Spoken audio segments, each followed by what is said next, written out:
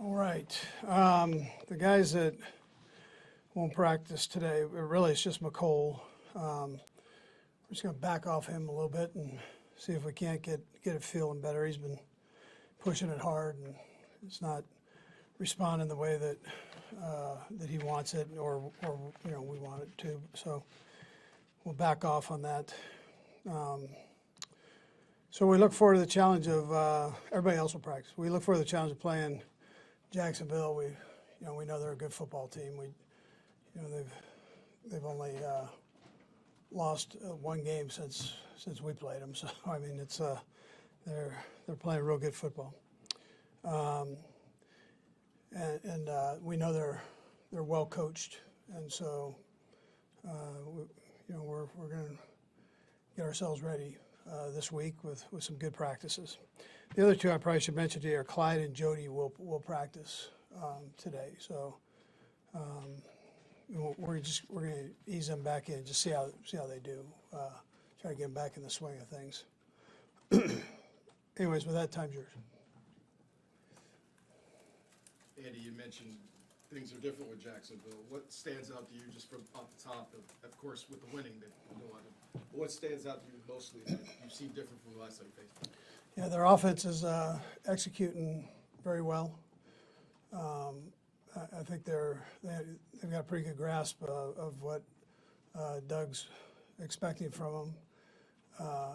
And I'd say the same thing with Mike Caldwell's defense, that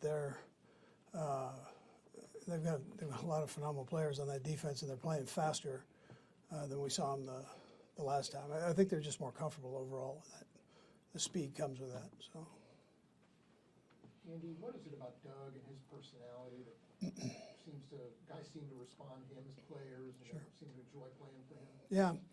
Yeah. So he played obviously, and he knows the kind of coaching he liked and didn't like. And so within his own personality, he presents it in a friendly manner, but yet demanding of the guys. And, I think that's a positive. He was that way. I was with him when he was a player, and I've been with him as a coach. So he's got a good way about him. Coach, what stands out to you the most, the way he was able to lead that team, how they closed out that season, and their ability to come back? Yeah. Tremendous coaching job, phenomenal coaching job. I imagine he's up for the coach of the year. I mean, by his performance and how he's resurrected that program there. And that's not an easy thing to do, and he's done it as well or better than anybody. So. Andy, with such a young team, particularly rookies, second-year players, is it more positive for you guys to have played them before this particular game in the postseason, or are there just normal advantages of knowing that you've at least played this team before? Yeah, I mean, there's going to be some familiarity on both sides, I think. I think they'll feel probably the same way. But we're a little different, and they're a little different in some areas too. So I think for the young guys, that was a good experience to play against them. They know the speed of the players that they're going to play against. But they've put in a few more wrinkles in there, so you got to make sure that you get all that covered. But if I said, will it help you or hurt you, I'd say it probably helped. But again, I think those kids have really progressed and done a nice job with it. Coach, what do you, for Trevor Lawrence, seeing what he was able to do, 4 interceptions in the first half, bring the team back in the manner which you did, what to say for that type of confidence that team is going to have coming into Arrowhead this Oh season? yeah, they'll be they'll be confident. Should be. So he did he did a great job of that, of not falling apart and making it happen. So it doesn't happen very often in this league. He did a nice job of that. Coach, when it comes to McCole, it sounds like it's been a very unique situation with maybe being able to play, maybe not. Do you guys still have optimism that he'll be back at some point during the season? Yeah, he does, and we do. Yeah, you want to try not to take steps back, it's not that we've taken steps back. It's just that it's not getting where it needs to be, where he can go. So my feeling is that if we just back off on it and let it rest a little bit here, and do his rehab and that he has a chance to get better. But we don't, he doesn't want it, and we don't want it. We don't want to put him out in a bad situation, so where he can't play. Andy, I think the one injury from the regular season finale was Frank Clark. Does he appear to be trending in the right direction? Yeah, Frank is, he is, been working very hard at that. But yes, he's progressing, yeah. Coach, we're gonna get Nick Bolton here shortly, and it seems like after every game, you always make it a point to mention his tackles, but when you look at his entire regular season body of work, how impressive has his production been this year? Yeah, I think he's done a great job. Of understanding and leading the defense. So he's got to make all the calls. He's the transmitter between the front and the back end. And so he's done, I just think, a great job of communicating that and still being, with that load, still being the player and making the tackles that he's made. He's as sure a tackler as you have in this league right now. So. And I'm sure there's a bunch of small differences, but when you look at Patrick this year, maybe compared to last year, what stands out as maybe the pieces that he's from? I think he's done a great job of working with change.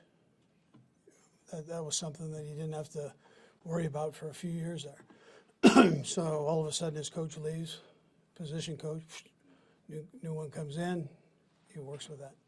All of a sudden his receiving core, for the most part, exception of McCole, they leave, new group comes in. And he didn't flinch on it, he didn't complain, he didn't, run up to Veach and go, what are we doing? That type of, that's not what he did.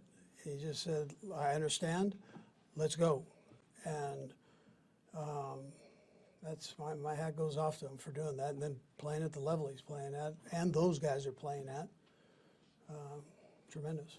Coach, I know Eric Bieniemy had a head coach interview with Indianapolis. Are you expecting any of your other coaches or him to have any more this week leading up to the game? I haven't heard anything, no. What are some of the things you've seen from the rookie defensive backs that suggest that they're ready to take this next step in the challenge of the playoffs? Yeah.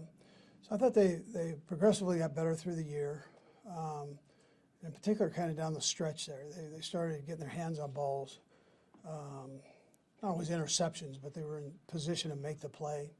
I thought their tackling improved the angles that they were taking. So that comes down to getting, I look at that and I go, all right, speed of the game. They're getting a better feel for that. And this will be faster than the other ones. That's how it works in the playoffs. So they'll have to take another step here. Andy, Couple more guys. Andy, Travis Kelce had mentioned a week ago that you could get his father open. You kind of joked around and said that. With Jerick McKinnon, though, you've always been able to have the ability to get him open. He's on a consecutive touchdown streak. What is it about him, especially since last year he had kind of the same late season swoons in this season that has just you've seen in him that able to get him to get Very smart, very good football player. Kind of the awareness part, all the intangible things. He has that. He can see the field, feel it. He was a quarterback. I think probably helped him because you have to be able to do that. And he was able to transfer that into the run blocking. He had to know that as a quarterback. Okay, how are they blocking here, and how are they setting up a 3 technique so I can work off of it. All those little things he's very good at. And then as far as the getting open part, that's all the coaches. Everybody has a piece of that pie, and even some of the players they put in, they enjoy doing that. So that's everybody. Yeah. Go ahead, Pete. You guys are high on the team goals, but with McKinnon getting the player of the month, how did the team react to a part-time rotational guy being able to win an award almost with half the snaps? Yeah, listen, they love McKinnon. So he's that kind of guy. He's like everybody's big brother, and he's funny. He's got that high-pitched voice, and he's funny as all get out. So, everybody thinks the world of him and loved him. Any accolades he gets, they love. So. Last two will go Herbie and then Nate. Coach, for clarification purposes, Edwards-Helaire and Forson, they have been designated to return from injury. Yeah. Last one, Nate. And we saw a number of games also this past week where short yardage becomes even more critical. When you get to those situations, particularly when the game, perhaps your season's on the line, what are the key points, the pinpoints that you want to sort of remind the guys when it gets to those sort of down and distances, when the game can be won or lost on a short yard? Yeah, sure. Well, execution's probably one. You know, you gotta block them. You're saying on the offensive side, right? You know, so the blocking becomes most important. And then if it's a pass, the execution of the route running, you're never sure what the coverage is going to be exactly. So you got to be sharp on that. If it's a run play, when your juices are flowing and you're going to be handed that ball, can you just pump the brakes for a tick? Let those guys take care of business and then hit it from there. All right, Great. thank you. Thanks, Coach.